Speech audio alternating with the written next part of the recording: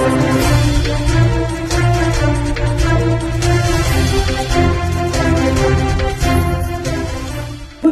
વધી રહેલી ગુનાખોરી ડામવા ગુજરાત રાજ્યના પોલીસ વડાના આદેશને લઈ અસામાજિક તત્વો સામે સુરત પોલીસે પણ લાલાખ કરી છે અને તેઓના ગેરકાયદેસર કબજાને દૂર કરાઈ રહ્યા છે. ત્યારે ગોળાદરા પોલીસે પણ બુટલેગરો દ્વારા ઉભા કરાયેલા ગેરકાયદેસર દબાણોને દૂર કરાયા હતા. ગુજરાતભરમાં હાલ અસામાજિક તત્વો સામે પોલીસે લાલાખ કરી છે. સુરત સહિત રાજ્યભરમાં અસામાજિક તત્વોએ શરૂ કરેલા આતંકને લઈ ગુજરાત રાજ્યના પોલીસ વડા ડીજીપી વિકાસ સહાયે સમગ્ર રાજ્યની પોલીસને 100 કલાકમાં અસામાજિક તત્વોની લિસ્ટ બનાવી કાર્યવાહી કરવા આદેશ આપ્યા હતા. જેને લઈ અસામાજિક તત્વો અને બુટલેગરોની ગેરકાયદેસર મિલકતો પર પોલીસ દ્વારા પાલિકા તંત્ર સામે ડિમોલેશનની કામગીરી કરાઈ રહી છે. ત્યારે સુરતના ગોળાદરા વિસ્તારમાં બુટલેગરો દ્વારા સરકારી જગ્યા ઉપર ઉભા કરાયેલા ગેરકાયદેસર પતરાના શેડને પોલીસે પાલિકાની ટીમને સાથે રાખી તોડી પાડ્યા હતા. બુટલેગરોએ પાલિકાની જગ્યામાં ગેરકાયદેસર રીતે પતરાના શેડ બનાવી દીધા હોય, જેને લઈ પોલીસ અને પાલિકાના કર્મચારીઓ દ્વારા ડિમોલિશનની કામગીરી હાથ ધરાઈ હતી. જેને લઈ અસામાજિક તત્વોમાં ફફડાટ ફેલાયો છે. સર, આજે ગોળાદરા ખાતે ડિમોલિશન કરવામાં આવ્યું છે. કઈ જગ્યાએ અને કયા પ્રકારનું ડિમોલિશન થયું છે?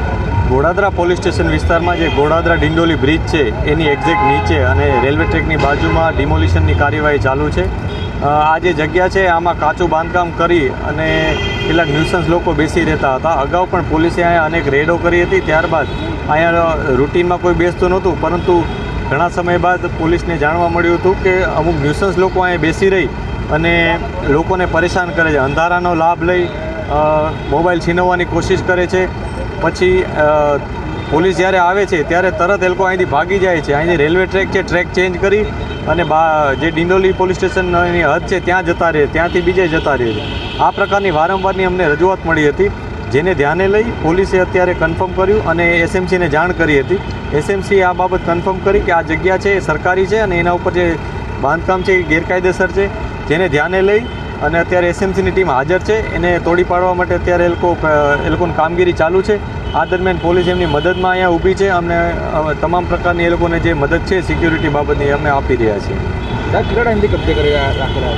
આ કોઈ એક વ્યક્તિએ કે કોઈ એક ગ્રુપે કબજે કર્યો એ પ્રકારનું પોલીસને માહિતી નથી, પરંતુ જે ઘટના છે એમાં એવું હતું કે કાચું બાંધકામ પડ્યું રહ્યું છે અને લોકો અહીંયા બેસી રહેતા. ક્યારેક એક વ્યક્તિ અથવા અમુક લોકો બેસી રહેતા, પછી બીજા બેસી રહેતા હતા. એ લોકોનું રૂટીન કામ કે અહીંના આવતા જતા લોકોને પરેશાન કરવાનું, મોબાઈલ છીનવવાની કોશિશ કરવાની અથવા મારામારી કરવાની, અહીંયા આખો માહોલ ખરાબ કરવાનો એ પ્રકારનો એમનો પ્રયાસ હતો. આ બધી વસ્તુને ધ્યાનમાં રાખી આ જગ્યાનું ડિમોલિશન અત્યારે ચાલુ